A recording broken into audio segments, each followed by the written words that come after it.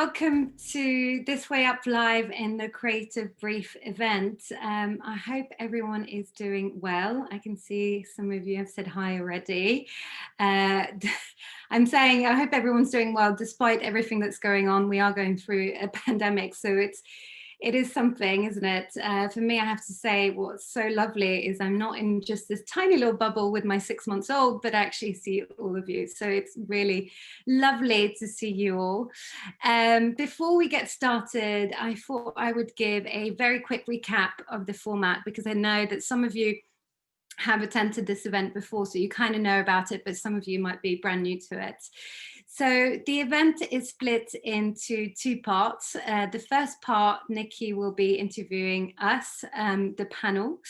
And then very importantly, we'll turn the tables, if you like, and you'll be able to not only ask questions to us, the panel, but also share your projects so we can help you. And I really mean help as much as possible. So we'll do a proper brainstorm. Because this is on Zoom, we have to use the chat function. So please do use it, say hi, tell us what you think as we go along. This should be really informal and fun. So please do use it as much as possible. So that's in a nutshell the event. I'm going to pass the baton on to Nikki in a second, but I thought I would introduce her first for those who don't know her. So Nikki is the editorial director of Creative Brief, where she oversees consumer trends and innovation across the creative industries. That's the kind of formal bio, but what I would also love to add is that not only is she a great journalist, but she does so much for the creative industry, making it more fair and equal and ensuring more women's voices are heard. So without further ado, let's get started, Nikki. Thank you for the lovely introduction, Rebecca, and thank you so much for teaming up with us for Byte Live 2020 this year. We really appreciate it. We've got a brilliant panel with us today, and we've just heard from her, but she still deserves an introduction because she's the reason that we're all here today. So Rebecca Rowntree is a creative director and host of the This Way Up podcast, which is ranked #5 on iTunes career podcast. So do give it a listen if you haven't already. And also the event platform dedicated to inspiring women everywhere by providing honest and thought-provoking career journeys from leading women around the world. So do follow her on Instagram. She does give good Instagram, and it's at This Way Up podcast. And then we've got the brilliant Sarah Ellis, and she is the co-founder of Amazing If, the award-winning career development company with a mission to make work better for everyone. She's the co-author of The Squiggly Career, which is a fabulous book. If you haven't read it yet, go out and buy it and add it to your reading list. And she is also the host of the #1 careers podcast, Squiggly Careers. Prior to Amazing If, Sarah's career included leadership roles at Barclays and Sainsbury's before becoming managing director of Gravity Road. So she knows our industry and the lived experiences of the pressures of it inside out. So that's brilliant. And Sarah is also mum to a non-sleeping toddler called Max. And she spends her weekends visiting National Trust gardens and drinking coffee. So solidarity to Sarah in the working parent juggle, which has been particularly extreme in the midst of a global pandemic. And then last but not least, we have the fantastic Sherry Collins, and she's founder, editor, and creative director of the Pitch fanzine. She was most recently honoured with the 2020 Creative Circle President's Award for her extraordinary and inspiring work in promoting diversity, inclusivity, and equality in our industry. And Pitch is an incredible platform because it's not just a beautifully designed, wonderful magazine, but it's really become a platform for elevating talent, which is so powerful, particularly for women in our industry through the Pitch 100 Superwomen platform. Sherry started out her career in publishing before moving into production. She was a runner on the Tim Burton film Corpse Bride. And she went on to produce commercials, music videos, and short films. So we're really excited to hear from her as well. So to kick off, I just wanted to recognize that all three of you are entrepreneurs who've successfully taken an idea into reality, because lots of us have ideas, right? And lots of us do nothing with those ideas. They don't get beyond being the ideas. So that's really what I'd like to kick off with. And Sherry, I'd love to hear how the Pitch fanzine moved from being an idea to a reality, because obviously you've done so much with the magazine, but also with Pitch 100 Superwomen. So can you tell us how you got started?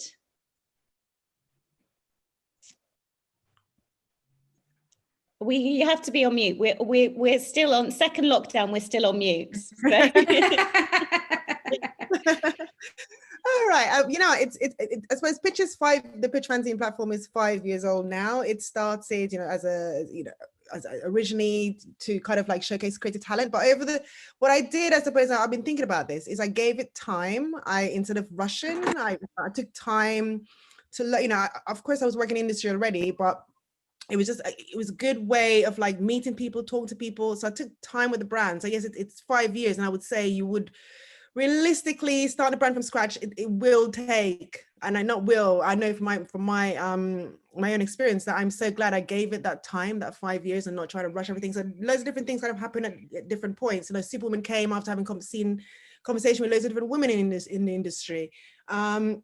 It's gonna be 5 years next year, so so it definitely kicked off.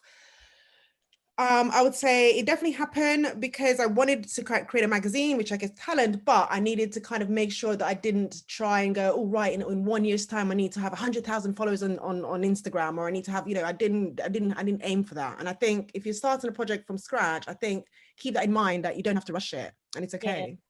That's really good advice, because I think people can easily get, particularly in this environment where we're all isolated from each other, it's really quite easy to feel like discouraged. So giving yourself time is such a good piece of advice. And Sarah, you shared a picture on Instagram recently. And if you don't follow Amazing If on Instagram, you definitely should. And it was this picture of this room, and it was just full of Post-it notes, which was sort of the founding moment of Amazing If. And now the podcast, it's had over 1 million listeners, and it's such a journey from those 2 points.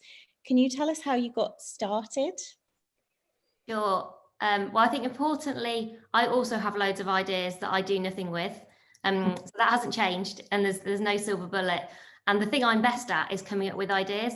And the thing I'm worst at is finishing stuff. Don't really like finishing things. I love starting, but I don't really want to finish anything. And so probably the most important thing I've ever done with actually turning ideas into realities, whether that has been some of the charity stuff I've done or whether that's Amazing If, I was thinking about what's the most important thing, and it's the people you choose to work with for me. Because at Amazing If, I've got a co-founder, Helen, and Helen is all about making stuff happen. So what she will do is she will take my ideas, the better ones, or the ones where we think they're not sort of slightly random or left field. I have some kind of quite good but left field ideas. We sort of have to sideline those ones as well usually. And then together we're good at converting those into something useful. The thing that has been really helpful for us, particularly this year, actually, I would echo Sherry's point. We have been kind of around since 2013. We didn't intend to create a business. We didn't intend to create a side project, because that word didn't even exist in 2013. I now take it because it makes you sound cool. Yeah, I did like a side project and that's like a cool thing. Though I actually wonder if we're getting past that now, because I think that there are some negative and positive connotations around side projects, which we can talk about. And I hate the idea that anyone ever feels pressured to have a side project. I think that's the exact opposite reason for why you should do them. We started Amazing If because we had both had access to loads of really brilliant learning. We've been really privileged in our careers, and we wanted to make kind of career development democratized, essentially. We wanted to make it affordable, accessible. We wanted to ditch PowerPoint slides. We wanted to be very focused on kind of practical action. Someone described us the other day as being relentlessly useful, which I take as a compliment. I take as a compliment. Definitely. So I think that was the kind of thing for us, was, I suppose, having the courage and the confidence to talk about that idea in the first place, and then to really not worry about what it was, what it could be, where it would go, but actually just to start. And I think I've learned that, whether it's starting a business or a small project or anything, or writing something for the first time, until you start, you don't know. Until you start, you can't learn. You just have to get started. And I could tell you way more examples of things I've started and stopped than I can of things that I've started and kind of kept going. But you have got to start. That's such a really good point. And also it's that combination, isn't it, of knowing when to stop actually and when to start. It's kind of, it's a balance, isn't it? And Rebecca, you've obviously already launched your podcast and event series, but I'd also like to sort of recognise the playing field here, and also sort of drawing on Sarah's point around pressure, because there is this pressure, because we're all in the same storm in this crisis, but we're very much in different boats. And you've launched something very new since our last lockdown event. You've become a mother, so congratulations. Thank you. On that. And we did have a little guest appearance before we went live, which was our first Bite Live baby, so we were very happy with that. But can you tell us how you're keeping creative in this new phase of life, which also, you know, total transparency, comes with a lot of pressure as well? Time sucking. I feel like, I mean, there is just that could take a whole hour. There's so much I could update you on. It's hard enough having a baby, and then having one in a pandemic. You can imagine it was pretty, it was a lot of pressure. And by the way, if anyone are mums listening to us, please put it in the chat. I'd love to know how many mums are out there. So yeah, keeping creative. So for me, like before she was even born, my little girl, Ray, it was very important that I would keep that kind of creative spirit alive. I don't know why actually I thought that, but it was important to me, and I didn't know how I was going to do it exactly. How do you sort of still release podcasts and do events like this whilst looking after a baby? And it was by no means easy, because it's just like every day your baby is different, right? So you might have some kind of routines where they're sleeping and therefore you can work, but you have to be super flexible. So for me, you know, I knew that I wanted to keep that creative sort of spark alive, because it made me, I knew it would make me even a better mother, just because there was kind of that balance. So I had to be very creative in the way I use my time, and also not be hard on myself, meaning that if I only had 10 minutes, then I only had 10 minutes, and it's not the end of the world. So I can see a few mums are putting it there in the chat. So yeah, it's been really, really hard. The first 3 months, I was actually pretty bad with myself, because I was like, why am I not doing more, and getting frustrated. And then I just had a really strong word with myself, and just said, listen, you need to this is about enjoyment. So when you start something, it is always, you know, you need to almost check your temperature and say, do I still enjoy what I'm doing? If yes, brilliant. But if not, just take a step back and then reevaluate. So yes, so just being very creative with my time, and also not to be hard. Sometimes that also means that I was thinking this the other day, that I have my shower later on the day, because I'd rather do a bit of podcast than have a shower.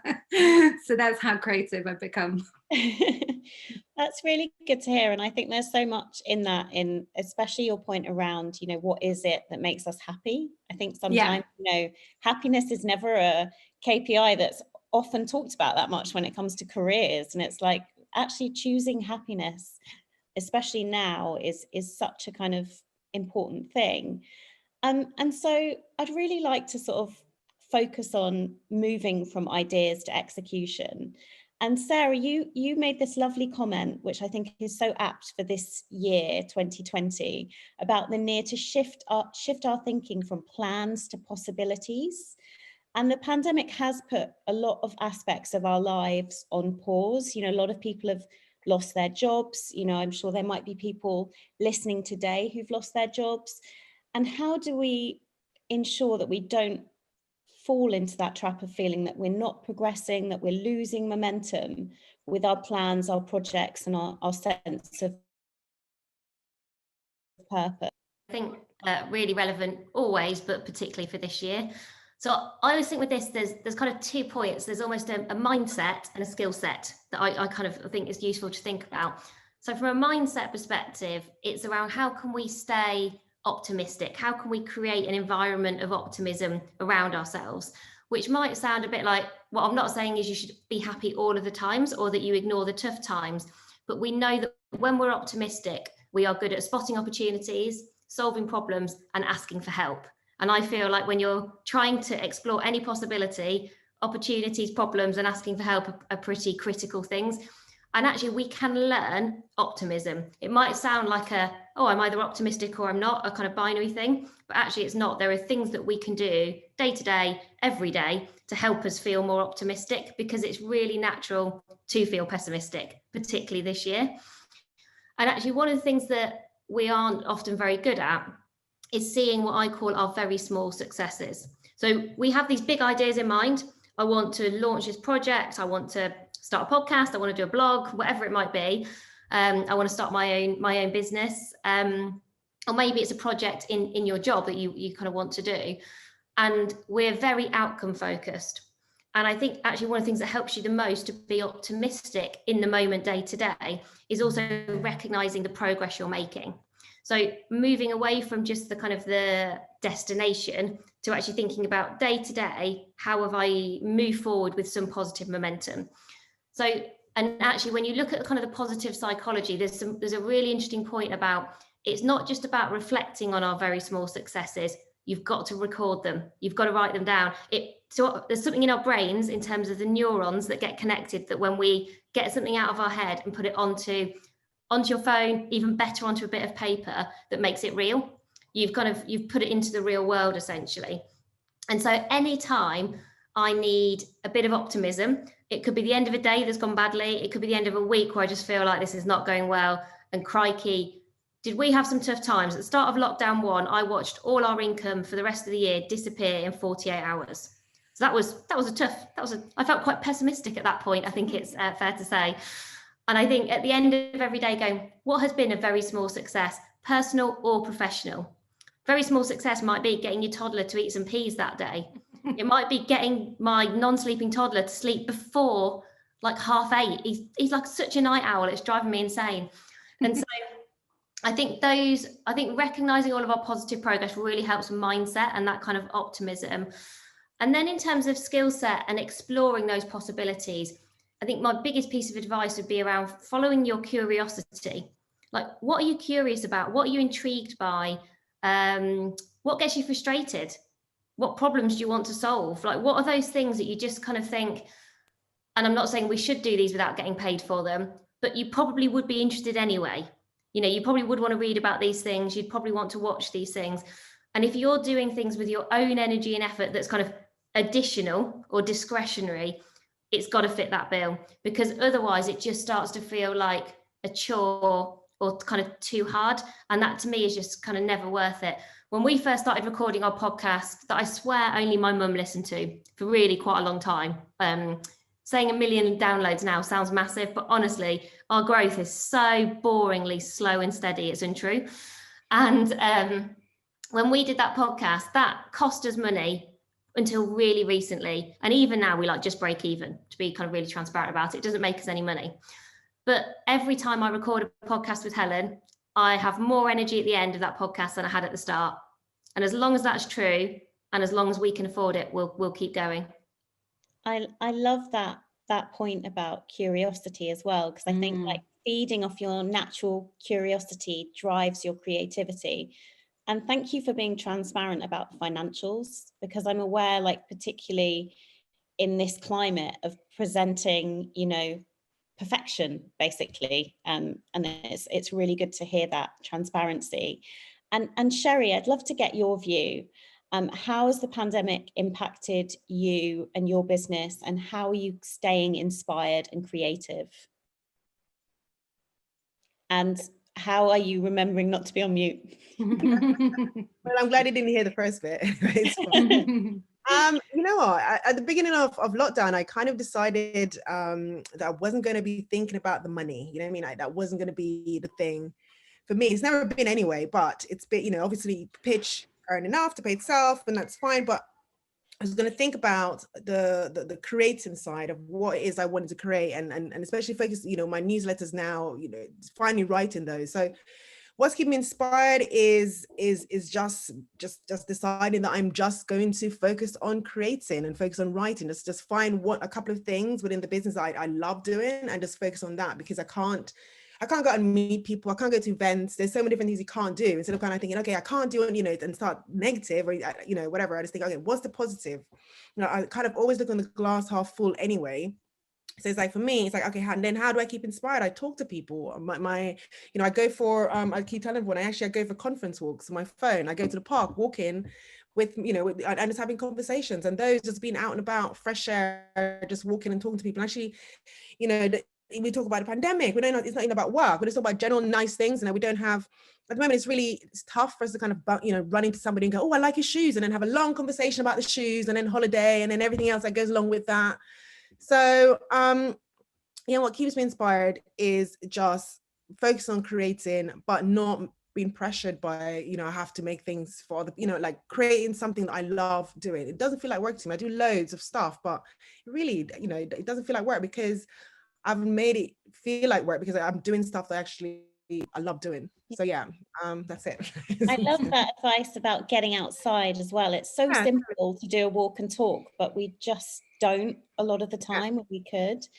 And Rebecca, what's your advice for getting a new idea or project off the ground in this climate? I feel like both Sarah and Sherry like kind of said some of the points I would say. I just would add that not putting pressure. I really talk about this to myself, because I can be very much the sort of person who like, oh, I want to do this, you know. I'm very like you, Sarah. I've got like loads of different ideas, and then I just get frustrated when it doesn't happen straight away. And one of the things I constantly repeat to myself is don't put pressure, and really enjoy.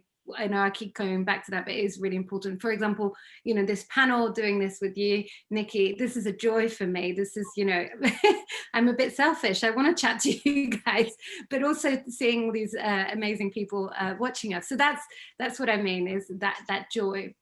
And we talked about starting. So one thing I wanted to highlight is when I started my podcast, I did exactly that.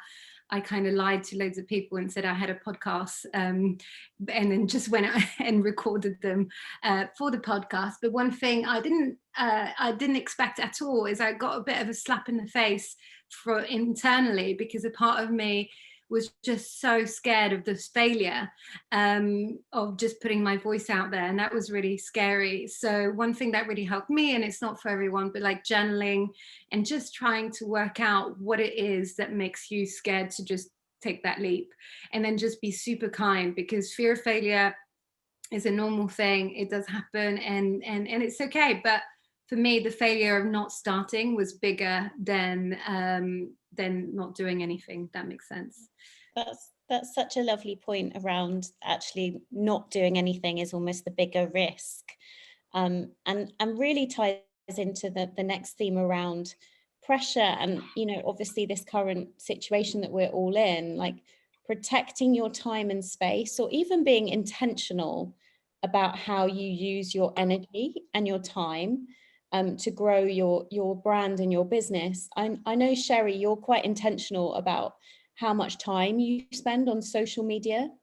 How much time do you spend, sort of, how do you prioritize as a business? Because it's so easy for your time to just disappear, or you feel like your Outlook calendar is basically just sucking away your time constantly. I mean, how do you do it?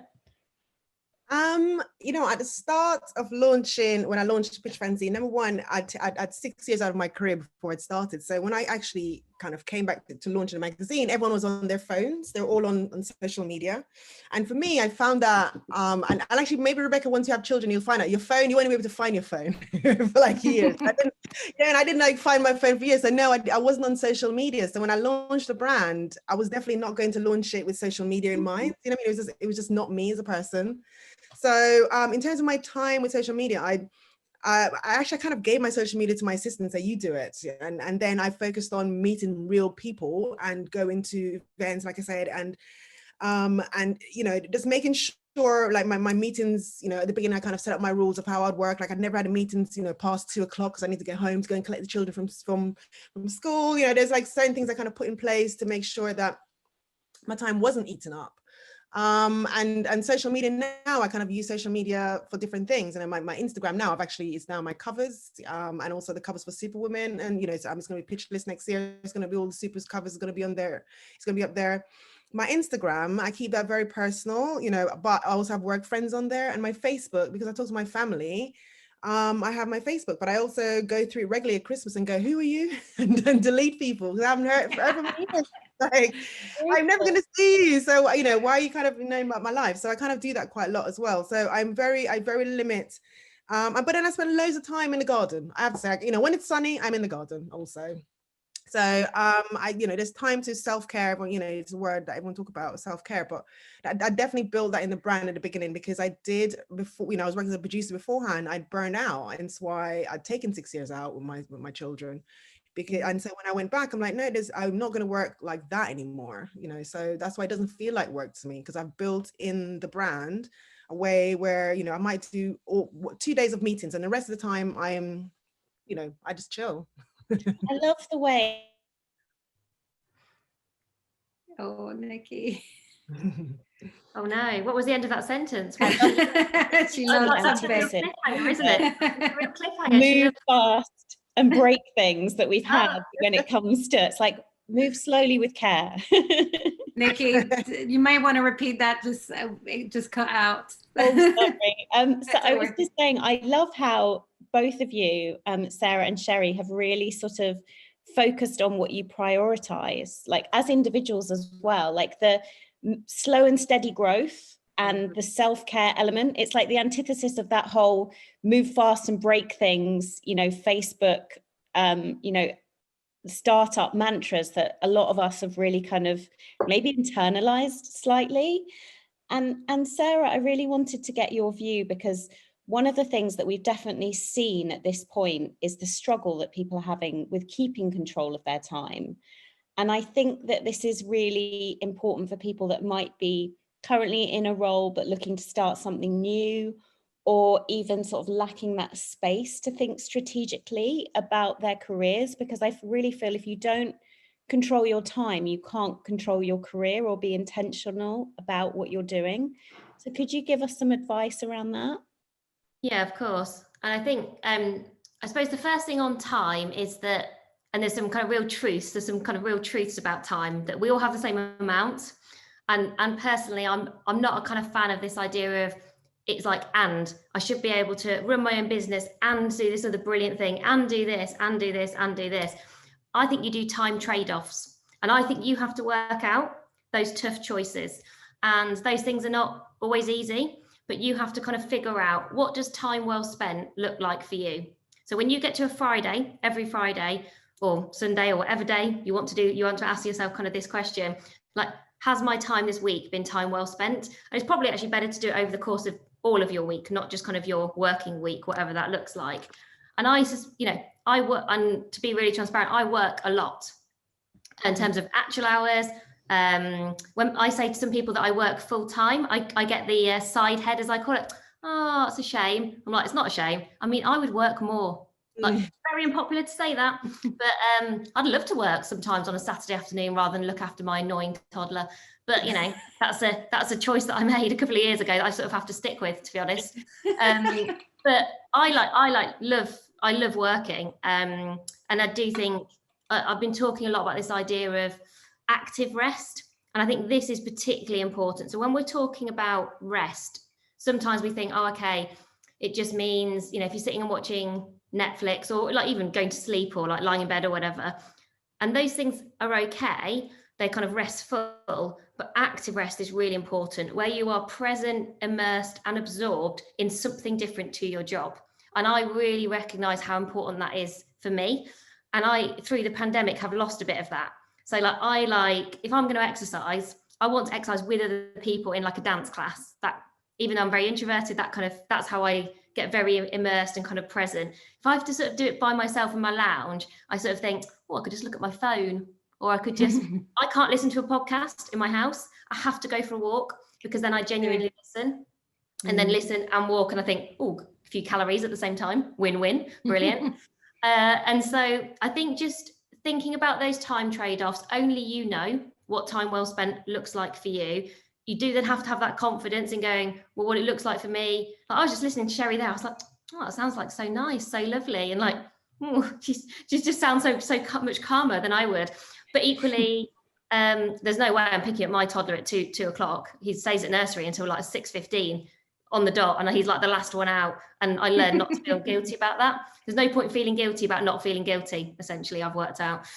And so I think know what those trade-offs are, know what the right choices are for you, and then actually be really specific about what are you trying to achieve and when is the right time to do that. So if you've got like something you want to do that's kind of additional or new, okay, what are you going to stop doing? Or whose support do you need? So for example, when we were writing our first book, when we were writing Squiggly Career, I was working 4 days in one job, 1 day on Amazing If, and we were trying to write a book. And the only way that was going to happen was me working at weekends. And the only way that was going to happen was if my partner, who's sitting upstairs right now, took Max out for like a day, for quite a few weekends and stuff. So there's also a bit, I think, about communicating to the people that support you, friends, family, partners, etc. This thing is really important to me. This is what it's going to take. And this is kind of what the help that I need from you, because without the help of genuinely my accountant partner sitting upstairs, who has never listened to podcasts, never read my book, doesn't seem to really get what I do, to be honest, at all. But he is so critical to me. Like, you know, even this week I did an event, awful time to do an event, 6 till 7:30, nursery pickup, missed bath time, missed putting them to bed. And, you know, I mean, I was like thinking this is absolutely dreamy, but not great for my partner. And again, you need that help and that support. So I think figure it out for yourself first, and then figure out what you've got to put in place around you. And I think it's a common theme, and I think Rebecca's done a really good job of talking about this. Don't try and do too much at once. You will feel way better if you make progress on one thing that you kind of keep committing to, keep coming back to. Whereas if you try to do, like, often I'll say to people, what one action are you going to take at the end of a workshop? And people are like, oh, I'm going to do these 3 things, 4 things, 5 things. And I go, no, what's the one thing? What's the one thing you're going to do? What's the one thing that's going to be true by the end of 2020 that's not true today? And just do that one thing and you'll feel so much better as a result. That's such a good piece of advice around time trade-offs and being really intentional with your time. And actually, there's a question that's come up in the chat around how does all this link back with making money? So with those questions in mind, I'm going to pass over to Rebecca, and I'm also going to tell you that a lot of people are agreeing with your honesty around toddler parenting as well in the chat box, so we appreciate that too. So I'm going to pass over to Rebecca, and going to host the next section of the event. Perfect segue, Nikki. Perfect.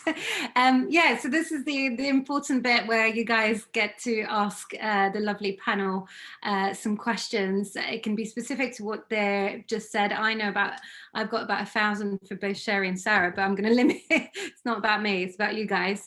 But also, as I mentioned earlier, it's really important that if you've got a project that is going on right now and you need specific help, don't be worried about sharing it. Just please do, so we can help out. Having said that, if we run out of time, because we only have a certain amount of time, I've also got a Facebook group that I've set up especially for this, so we can continue the conversation, but also, like, there's loads of you that can help each other. It's not just us, it's really about sort of brainstorming together. So please go onto the Facebook group if you want to continue the conversation. So the first question you just mentioned, Nikki, let's try and answer that one. So how does this all link in with actually making money to pay the bills? Sherry and Sarah, who wants to go first? Go on, Sherry, after you.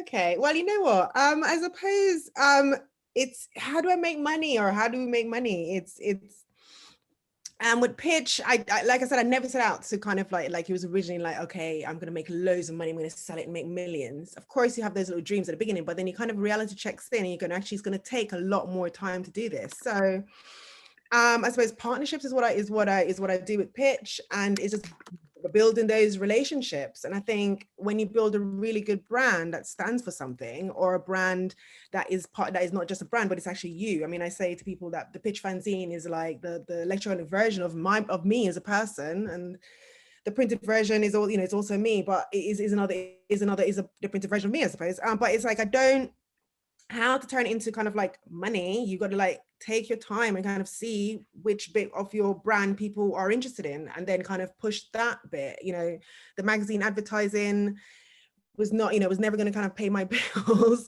so it had to be the consulting, you know, of you know, figuring out how to actually do that. Took me a couple of years. So like I said, you have to take time to learn about your brand, and I know that's the main theme of this conversation is time. But yeah, take your time with it, and then you'll figure out how much you charge for things as well. It took me ages to figure out how to charge for things. I didn't know how to charge for things. You know, I kept asking different people, like, but you have to decide according to what you give, and it's going to take you time to do that. So yes, unless of course if you already know your day rate or whatever. But there's so many different things that people come to you for. I mean, I originally thought that people were going to come to me just to you know, maybe just advertise in a magazine, like I said, but then actually people came to me for loads of other things and kind of go, oh, Sherry, can you help us with talent hunt? I'm like, oh, but then I realized actually I knew loads of people, so yes, I could help you find talent. And then suddenly talent, the way I never looked at it like that, of how I'd, you know, because it really is, I suppose, if you put the long word in, it is recruitment,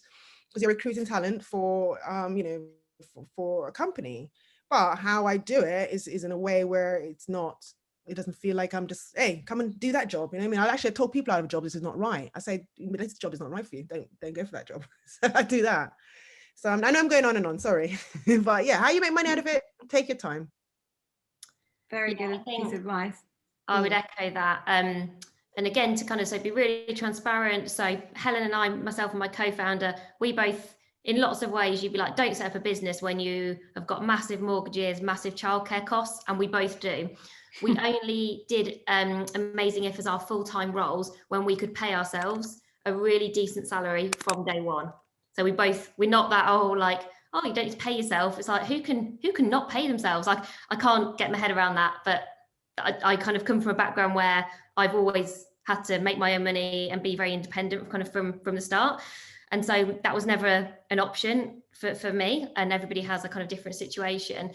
And for us, I think that supply and demand point is really important, is testing your ideas and figuring out, well, which ones are you doing perhaps because they really link at the very kind of core of what it is you believe in and what you're trying to do. So for us, we don't really make any money at all from anything that we do where we're going, this is free, or it's more for individuals rather than for organizations. We invest in that, and that's really important to us, and it's part of our business model. We make all of our money from where we work with organizations and do workshops and learning and development programs.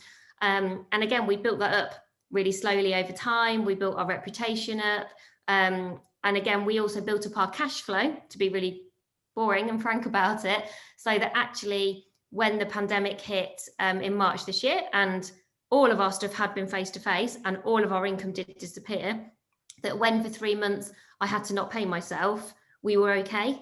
We were, as a business, we're going to be okay. I was going to be okay. And then very quickly, we both started paying ourselves again and could kind of recover quite quickly. So yeah, I mean, we are, and we've got no investors. We've invested in our business ourselves. It has to pay us and pay all its expenses every single month. So I think, yeah, I mean, it took us, we never intended it for it to be a business, but at a point we were starting to go, oh, this is the bit that we enjoy the most in terms of anything we do in a week. So if it could be, that would be amazing. And then you've got to start to figure out, okay, well, what might that take? So if you're creating a business, one of the things I would suggest doing, which really helped us, is something called Lean Canvas. I'll put it in chat, but Lean Canvas gets you to do a snapshot of your business model. And if you can't answer some of those questions, that's useful in itself. Like, we couldn't answer all of those questions when we first started, and you're like, oh, that's interesting. We're not clear maybe what problem we're trying to solve, or we're not clear who our customers are. So perhaps less helpful maybe if you're an individual, really talented individual who may be more of a freelancer, but certainly if you're trying to build a business, something like a Lean Canvas, I think, is really helpful. That is, yeah, I'll definitely be doing that for sure, Sarah. So please do share it. I'm going to quickly go on to the next questions because I'm aware of time. So the next one would be, what would be your one piece of advice about building up a degree of self-confidence, about backing yourself to commit to your idea? Sarah, do you have any tips for that? Backing myself. I think reminding myself, so everybody has confidence gremlins, as I call them, those little things in your head that tell you you're not good enough or you can't do them. And I think you have to let your inner coach be louder than your inner critic. And you've got to listen to your inner coach much more than your inner critic. And they'll both always be there and they'll both always coexist. But I think if you believe in your idea and you've got an opportunity to kind of use your strengths, the things that you really enjoy, kind of in pursuit of that idea, I've only ever seen with everyone I've ever worked with, people get so much from that. You just learn kind of so much from doing, from making, from creating, from building your own thing. The freedom to do that gives you so much energy and kind of opportunity, and you never quite know where it's going to take you, which is kind of the possibilities point. I think just being really open to, okay, this could go in loads of different directions and I'm just going to be really open to that. But I think it's just kind of reminding yourself that you are as good as anyone else. Everybody has those moments of doubt. And if you're kind of having that moment of struggling a little bit, if you can surround yourself with a supportive community, I do think that makes all the difference. So all the people here today, your Facebook community creator, Rebecca, I think is a brilliant idea. One of the things that we find with our Instagram, the reason we use Instagram is we're a really small business that has a really supportive, quite big community on Instagram. So I feel like I've adopted those people because I spent all of my career working in massive companies, surrounded by loads of people supporting me, supporting my career, championing me, advocating for me, which is great. And then suddenly I'm like, oh, there's no one anyway anymore. We're just all by ourselves all the time. But I sort of really appreciate those supportive communities. I think that helps your kind of self-belief, not feeling like you've got to kind of do this all by yourself. Yeah, so true. Sherry, did you have something? Yeah, to add? I echo that. Having a supportive community, definitely. You know what I mean? I feel when people email me, I love receiving emails. I mean, it's like, oh, thank you. That wasn't a waste of time or whatever. You know what I mean? It is kind of a boost, and it's quite nice. Yeah, I definitely echo that. So there's nothing else to add. It's all good. I'm gonna do one more questions because I'm conscious of time, unfortunately. Yeah. So the next one is, how would you advise having the conversation with your employer if your side project becomes more work and perhaps a concern to them as being a distraction? Oh, very interesting one. Sherry, do you want to add to it? Well, I'm probably not the right, because I didn't actually, I started my job and that the Pitch Fanzine as a business, as in I wasn't doing another job at the same time, so I gave it my 100%. So yeah, that's true. So I didn't really, if that helps. So yes, please, Sarah. So firstly, I did it the wrong way. I was still very much in corporate land. So I was like, the answer to this is a PowerPoint presentation. Believe me, the answer to no problem is a PowerPoint presentation. I did do one. I was like, here is a PowerPoint presentation on the business case for why it's okay for me to spend some of my time on Amazing If.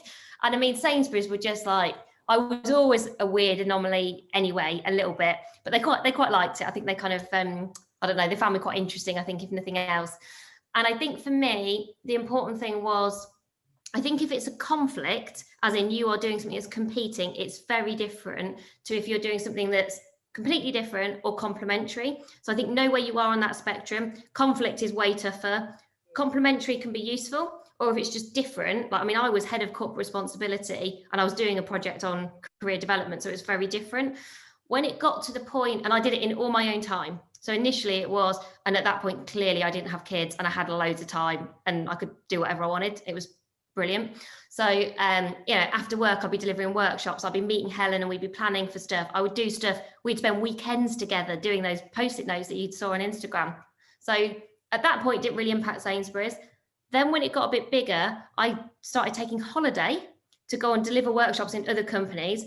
That was a disaster. It nearly killed me. I was like at Sainsbury's AGM one day, then flying to Madrid to do something for Diageo. And I was sick. No one knows this. I was sick during a workshop. Now, I like to think it was food poisoning, but I think it might have also been a bit of stress. I walked out of a workshop to have to be sick to then come back in and keep delivering. At that point, you've gone too far. So then I was like, right, okay, it's developed to the point where I need more time. And I could do, talking about trade-offs. So I traded 20% of my salary for one day. So I said, I'm going to work a 4-day week for Sainsbury's. No one had ever made a flexible working request who hadn't got kids. I was the first person to do that. Insane, it's probably less than usual now, but it was at the time. And so I did a 4-day week, took a pay cut, and then it was so clear. And then when I went to be a managing director for a creative agency, I kept that going, and I was very transparent. It was very clear cut. That worked for me. I've seen people do it in lots of different ways, but that did work for me. That is a great answer to that question. It's literally, step by step of how you can do it. I also would add just not being afraid to do it, because at the end of the day, I think everyone wants to have that kind of side project, whatever you want to call it, and it's really healthy internally. So I think that will mark the end of this wonderful panel. I would like to say a massive thank you to Sherry and Sarah for their amazing advice. I've got tons of questions from it, so I'll try and keep them to myself. Or email you afterwards, because it was so interesting. Thank you so much to Nikki for co-hosting with me. As usual, you just give the most awesome questions. And thank you to this amazing audience. I always love doing these events because you are there. It's a shame we're not doing it face to face, but I'm hoping with this vaccine that it's not going to be too long from now. So big thank you, and hopefully see you all very soon. I've got a lot more events coming up in the new year. Thank you. Thank you.